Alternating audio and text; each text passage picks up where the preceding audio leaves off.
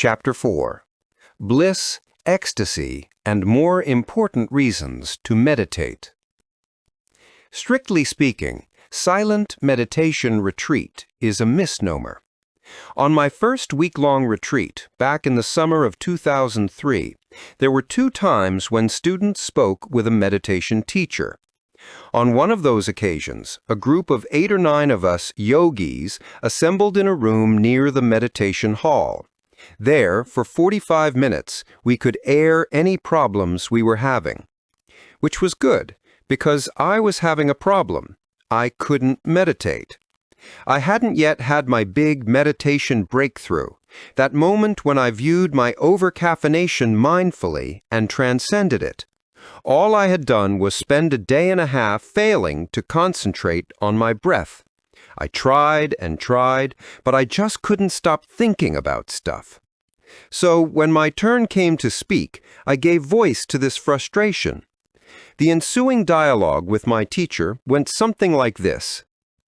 So, you notice that your mind keeps wandering? Yes. That's good. It's good that my mind keeps wandering? No. It's good that you notice that your mind keeps wandering. But it happens like all the time. That's even better. It means you're noticing a lot. This didn't have the uplifting effect that my teacher had perhaps intended. I felt a bit patronized. It was kind of like those times when one of my daughters, back in the toddler stage, would fail abjectly at something, and I'd strain to find an encouraging word. Maybe she would fall down while trying to get on a tricycle, and I'd say, "You got back up! What a big girl!" neglecting to note that actually, big girls don't fall down while trying to get on tricycles in the first place. But I've since come to realize that this first bit of feedback I ever got from a meditation teacher wasn't just strained encouragement. My teacher was right. By frequently noticing that my mind was wandering, I was breaking new ground. In my ordinary workaday life, when my mind wandered, I would follow it over hill and dale, not even being aware that I was being led. Now I was following it for only short stretches before breaking free, at least briefly free for long enough to realize it had been leading me, a realization that would then give way to its leading me some more. To put this in more scientific-sounding terminology, I was beginning to observe the workings of what psychologists call the default mode network. This is a network in the brain that, according to brain scan studies, is active when we're doing nothing in particular, not talking to people, not focusing on our work or any other task, not playing a sport, or reading a book or watching a movie. It is the network along which our mind wanders when it's wandering.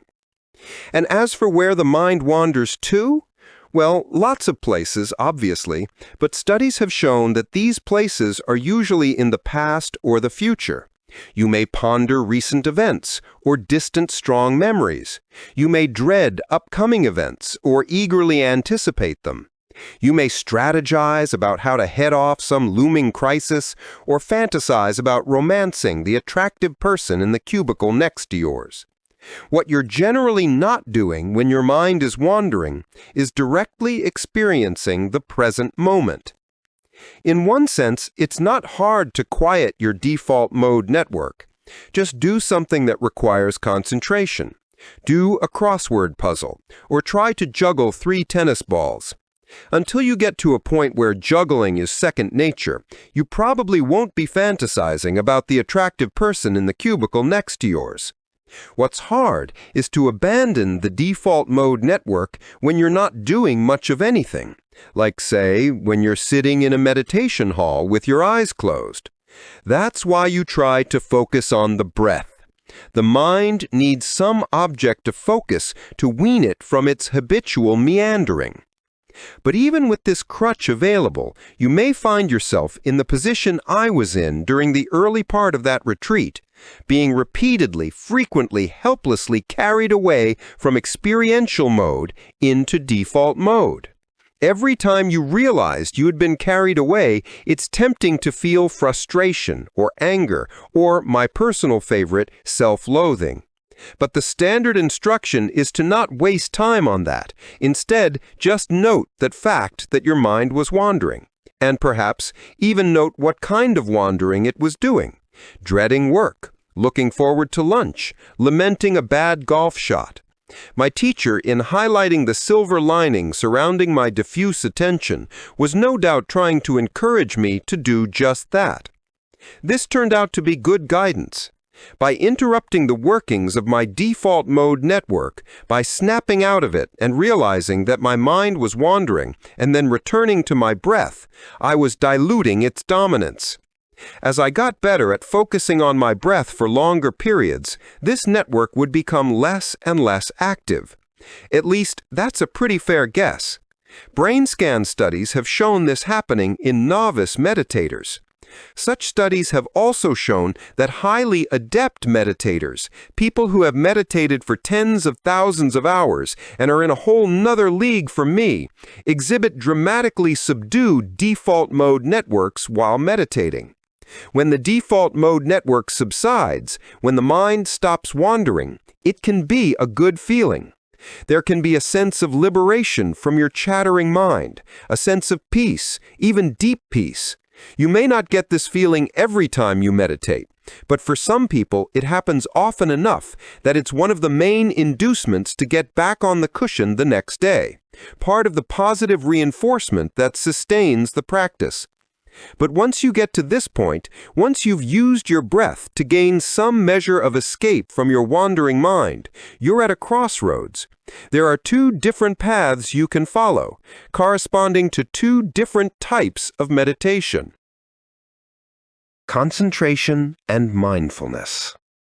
One path is to sustain the focus on your breath, the focus it felt good to establish in the first place, for a long, long time, and try to tighten and deepen the focus, becoming more immersed in the breath. Then just keep going. You may find yourself feeling better and better and better. This is called concentration meditation, and the object of concentration doesn't have to be breath. Depending on the meditation tradition, the object can be a mantra, an imagined visual image, a recurring sound, whatever. Concentration meditation is sometimes referred to as serenity meditation, which makes sense because the concentration can bring serenity. Indeed, the concentration can bring more than serenity. Sometimes, if sustained for long enough, it can bring powerful feelings of bliss or ecstasy. And I mean powerful feelings of bliss or ecstasy. On the 5th night of my first retreat, I had been experimenting with a modified version of the standard focus on your breath technique. I was focusing on my breath during the inhale, but on sounds during the exhale. Focusing on sounds was easy because it was a hot summer night in rural Massachusetts and the windows of the meditation hall were open and a chorus of insects, cicadas, I assume, was chanting loudly. As I meditated, I got more tightly focused on my breath and the chanting, both of which seemed to grow in intensity as they absorbed my attention more and more fully. At some point, after 25 or 30 minutes of meditation, I had a dramatic and powerful experience that's hard to describe. Later in this book, I'll do my best to describe it, but for now, I'll just say that it was very, very vivid. In fact, I'd like to add another very to that last sentence. I don't know from first-hand experience what it would be like to take LSD and follow it with a heroin chaser, but I'd guess it's something like the experience I had that night. Intensely visual, bordering on hallucinatory, and intensely blissful. I remember feeling as if my jaw in particular had been injected with some powerful narcotic. My whole being buzzed with joy and vision, and I felt as if I had crossed some threshold and entered another realm. If the experience I had that night sounds appealing, I have some bad news. The kind of meditation that gave me this peak experience, concentration meditation, isn't the kind of meditation this book is about, and it's not the kind of meditation that the retreat I was on was supposed to be about. When, at the end of the retreat, I proudly told Michael Grady, one of the retreat's 2 teachers, about my peak experience, he said with a nonchalance that I found a bit dispiriting, "Sounds nice, but don't get attached to it." This retreat was supposed to be about mindfulness meditation, the second of the 2 basic meditative paths you can take. Mindfulness and concentration are such important Buddhist aspirations that each constitutes one of the 8 parts of the Eightfold Path that a deeply committed Buddhist is supposed to tread. In fact, they are the 7th and 8th parts, respectively. But that doesn't mean they are the culminating parts, because the term Eightfold Path is misleading in its suggestion of sequence. The idea isn't that you completely master the first of these 8 factors, right view, and then move on to the second and third, right intention and right speech, and so on. There is too much interdependence among the 8 factors for such linear progress. So, for example, progress in the 7th and 8th factors, right mindfulness and right concentration, will help foster a deeply experiential understanding of core Buddhist principles and hence strengthen right view. What's more, and what's more relevant to this chapter, although right mindfulness comes before right concentration on the Eightfold Path, cultivating mindfulness may require first cultivating concentration. That's why the early part of a mindfulness meditation session typically involves focusing on your breath or on something else. Mustering some concentration is what liberates you from the default mode network and stops the mental chatter that normally preoccupies you. Then, having used concentration meditation to stabilize your attention, you can shift your attention to whatever it is you're now going to be mindful of, usually things that are happening inside you, such as emotions or bodily sensations, though you can also focus on things in the outside world, such as sounds. Meanwhile, the breath recedes to the background, though it may remain your anchor, something you're fuzzily aware of as you examine other things, and something you may return your attention to from time to time. The key thing is that, whatever you're experiencing, you experience it mindfully, with that ironic combination of closeness and critical distance that I mentioned in describing how I had viewed the feeling of overcaffeination.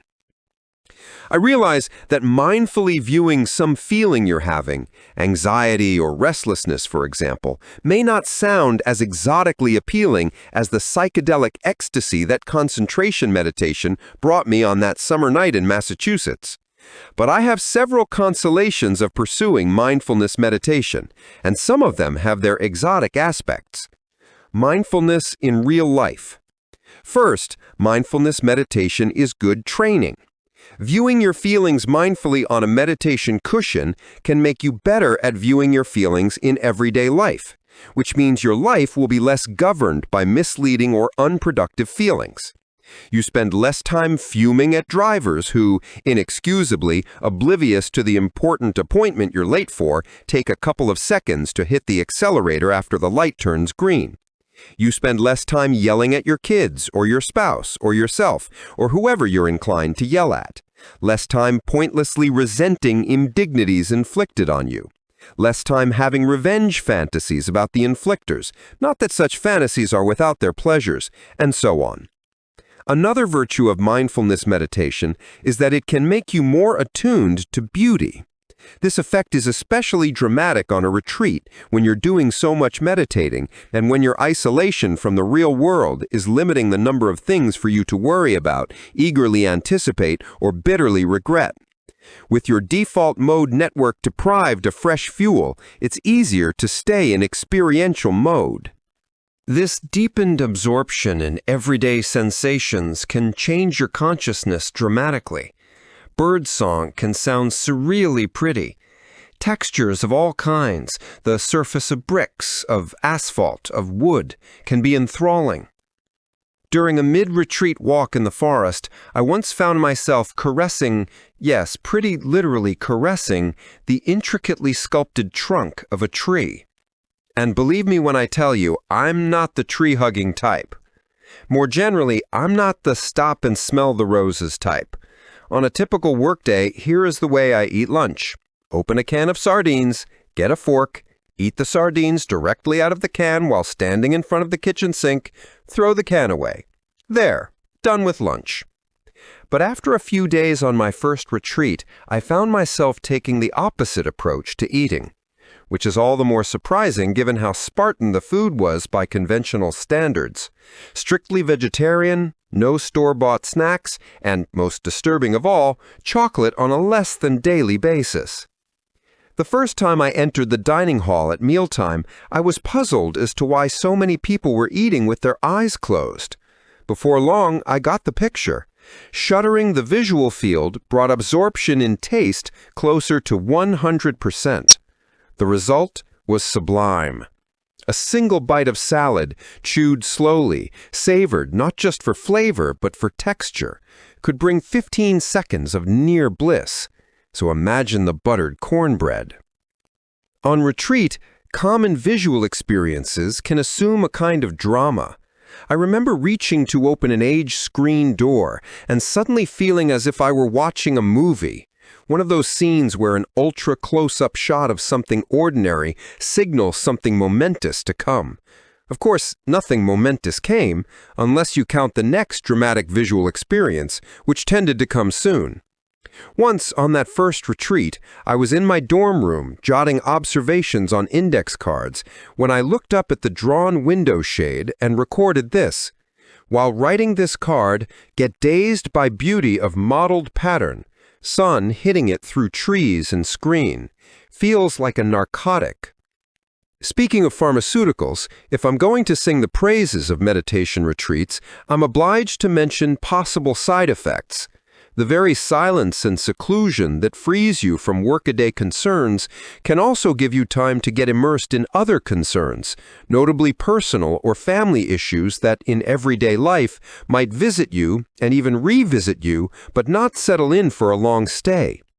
What's more, being in closer than usual contact with the actual workings of your mind can lead you to confront issues with a new and perhaps unsettling honesty. Which is just as well when you think about it. Isn't much of the point of Buddhism to confront suffering rather than evade it? And by confronting it, by looking at it unflinchingly, undermine it? In my experience, this usually works. I tend to work through issues that haunt me on a retreat, gaining a new and healthy perspective on them. Still, the working through part can take a while and can get intense. I sometimes tell people that going on a long meditation retreat is like doing extreme sports for the mind. It features both the sublime and the harrowing. I'm happy to say that in my experience, the ratio is about 4-to-1. When I'm not on retreat and my morning meditation is confined to 30 minutes, perhaps followed by a shorter sitting later in the day, the rewards are less dramatic. None of my neighbors has ever dialed 911 to report that I was caressing their trees. Still, so long as I keep up my daily meditation, I am more likely to stop while walking my dogs and look at the bark of a tree. And I'm more inclined to savor my sardines, or, while eating them, actually see the trees through the kitchen window. At this point, I will refrain from delivering an extended sermon on living in the moment, or being in the present, or staying in the now, or any other combination of those three verbs and those three nouns. With everyone from evangelical ministers to professional golfers singing the praises of present-mindedness, this theme needs no assistance from me. Besides, to put too much emphasis on living in the now would be to give short shrift to the potential of mindfulness meditation, and, in a sense, to mislead you about the heart of Buddhist teaching. As I suggested in the first chapter, the Satipatthana Sutta, the ancient text known as the Four Foundations of Mindfulness, contains no injunction to live in the now. In fact, there is no term in the entire text that is translated as now or the present. This doesn't mean that staying in the present wasn't part of the experience of Buddhist meditators 2 millennia ago.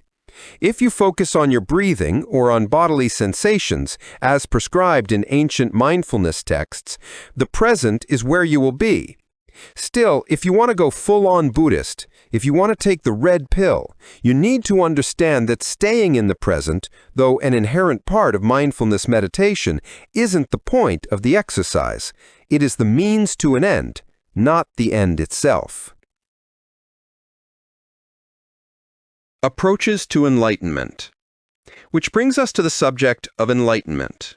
Becoming enlightened, in the Buddhist sense of the term, would entail wholly ridding yourself of the twin illusions from which people tend to suffer. The illusion about what's in here, inside your mind, and about what's out there, in the rest of the world. Just in case this state of perfect understanding doesn't sound appealing, I should add that another term used to describe it is liberation, as in liberation from suffering, or at least from dukkha, however you choose to translate that multifaceted word. And yet another term for this state is nirvana. Surely you've heard of nirvana. There is some controversy over how accessible enlightenment is. Some people think it's a realistic goal for all of us. Some people think it's so elusive that to find it you'll have to head off to a forest in Asia and work on the project 24/7 for months, if not years. And some people say it's not really attainable at all. True, pure enlightenment in this view is like what mathematicians call an asymptote, something you can get closer and closer to but never quite reach. How many people there are who have attained enlightenment, and for that matter whether there are any, are questions I'm not qualified to answer. But there do seem to be people who so thoroughly dispel illusions about what's in here and what's out there that they cross some sort of threshold. They attain and then more or less sustain a state of consciousness that is radically different from ordinary consciousness, and that, by their account, is exceedingly pleasant. Which leads to the obvious question, how did they do it? How exactly would you go about getting enlightened, or at least getting close enough to enlightenment to feel genuinely transformed, to feel that you've entered a whole new world? There's a natural tendency to think of these transformations as sudden and powerful. After all, isn't that the way the great spiritual apprehensions happen?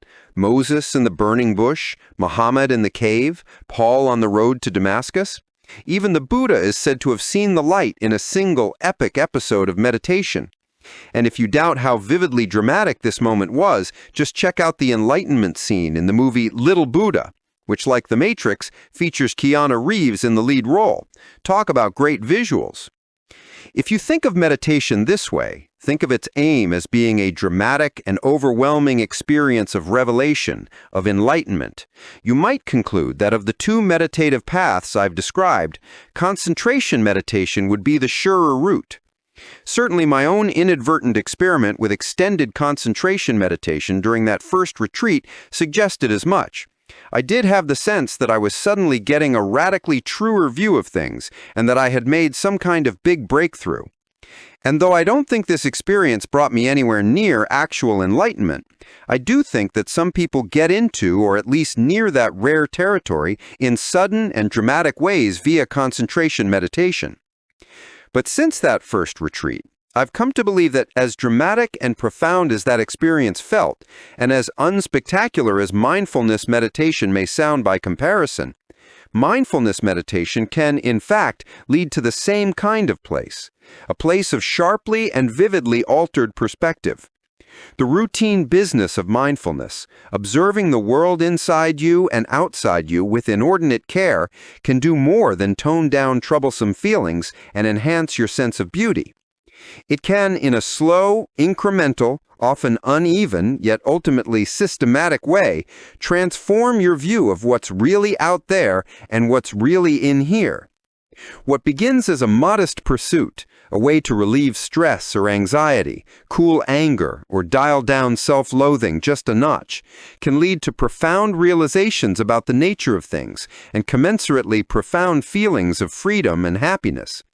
An essentially therapeutic endeavor can turn into a deeply philosophical and spiritual endeavor.